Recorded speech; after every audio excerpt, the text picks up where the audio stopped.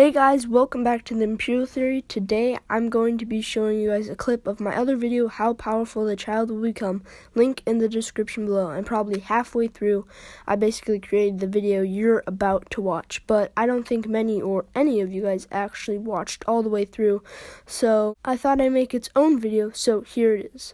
With the release of The Mandalorian around 8.5 months ago, with Season 2 not yet released, in Season 1 we revealed that the child has 5 known Force abilities, and I'll be going over each and every one of them from weakest to most powerful. So far, we have seen 5 major Force abilities that the child has used in only 8 episodes.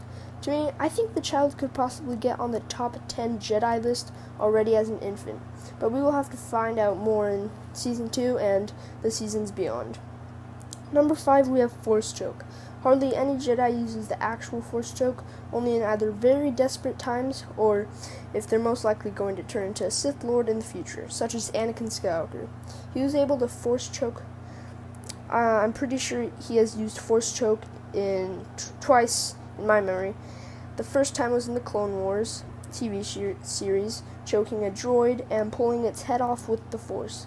But that doesn't really count since it's a droid and it's not a living thing. And in Revenge of the Sith, choking Padme, but at this time he was considered Lord Vader already and was no longer a Jedi.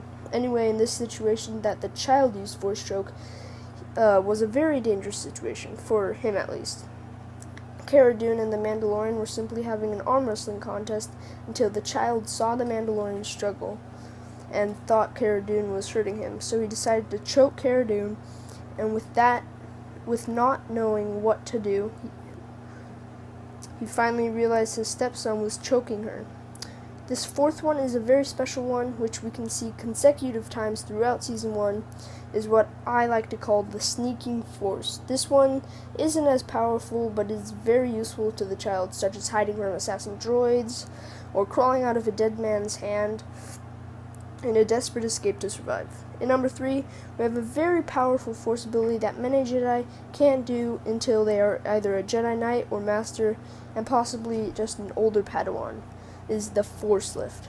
We can only see this ability once in the entire series, which is only Season 1 at this point, but the Season 2 trailer is out. Anyway, it is lifting the Mudhorn. The child is very strong in the Force, as we can see in the episode where Jawas scrap the Razor Crest for spare parts. He has to face a Mudhorn to get his parts back for an egg for the Jawas.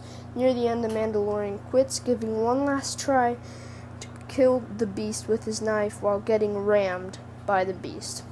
But the child does not allow that. With the Force, he raises the Mudhorn a few feet in the air, which is probably twice the weight of an X-Wing, giving Mando the advantage to strike. It does suck up a lot of his energy, though, but he is an infant, and he can carry a Mudhorn. And he has had no training at all. Not even Luke Skywalker could lift an X-Wing, and he was a few weeks into his training. Let's move on to number 2. This is probably the most rarest Force ability in Star Wars history, and is known as Pyrokinesis, which gives Jedi and Sith the ability to create and transfer fire through the Force by rubbing heat and air molecules together. This ability was used by Leia Organa Solo, lighting up candles through the Force, commenting that Luke Skywalker showed her how to do it.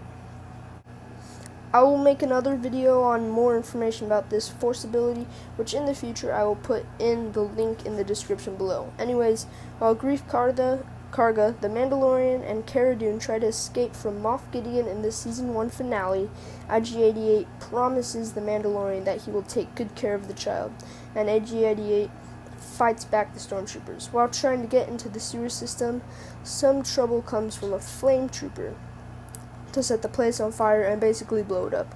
The fire nears, but the child stands in front of everyone, holding out his hands, and projects the flames back to the trooper, blowing him up, buying Mando some time to escape.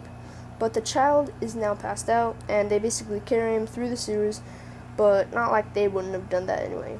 And in number 1, that will take the child places in the future with Luke Skywalker's Jedi Academy. My personal favorite Force ability, it is Force Heal.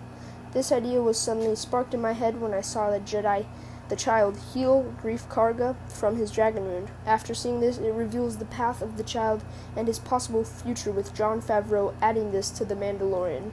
It excites many fans such as me.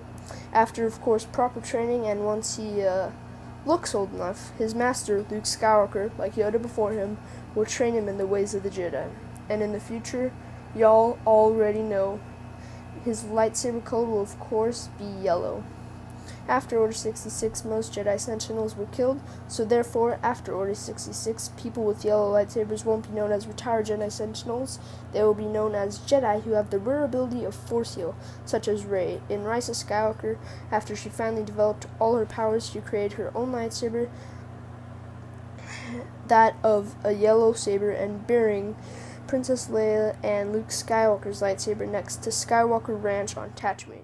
Thanks for watching. I will do an updated video of this one after each season of The Mandalorian comes out regarding his Force abilities, and I can't wait for Season 2 of The Mandalorian. If you want to learn more about Rey and her yellow lightsaber in The Rise of Skywalker, stay tuned for my next video, which will be on Rey's yellow lightsaber.